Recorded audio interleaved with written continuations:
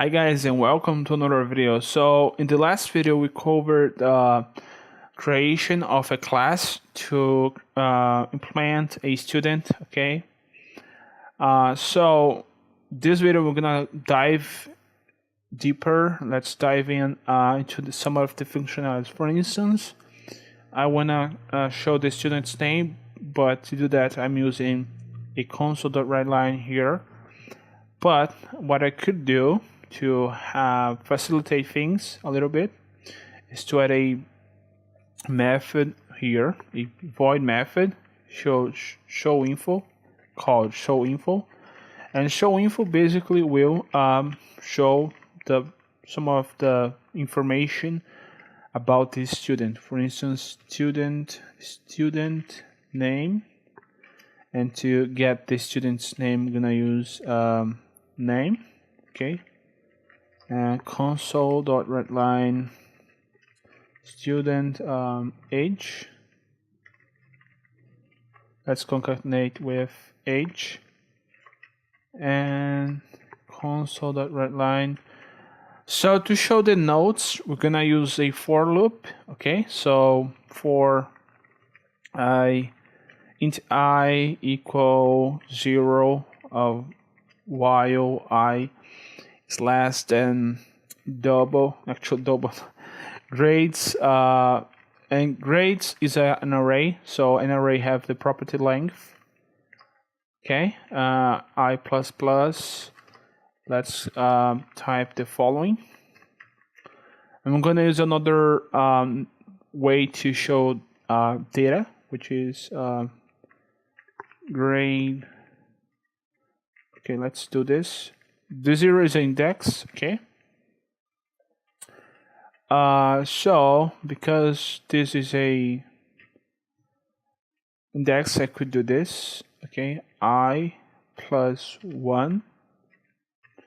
Okay, equal grades I. So what I'm gonna do here is to get the index of the string here. It's a formatting method in C#. Guys, if you guys pay attention, it's very easy to get it. So right here I'm just gonna go call steve.showInf. Okay, I'm gonna execute. So after that I should be able to see this. Okay, so student name Steve, student age 17, first grade 7.5, second grade 6.3, third grade 8.1. So that's one way to do this. Okay, but there's more which you could work on. So let's pass to the student constructor. So right here to initialize a student with his name, we're gonna just call name equal name. Actually, name, the first letter is capitalized. So right here, instead of calling this, I'm just gonna call student, and let's pass the name Steve. Okay, so I just need to pass age and grades. So let's save it, let's run. We're gonna have the same output. Okay, because we are initializing the name of the student by given the name right here. So if I want to, but that's a problem that this program has, that I'm able to change Steve's name outside of the function, which shouldn't be possible. Let's say I don't want to be able to change the name of the student after the object is initialized for the first time. For instance, if I do this, I'm gonna be able to change.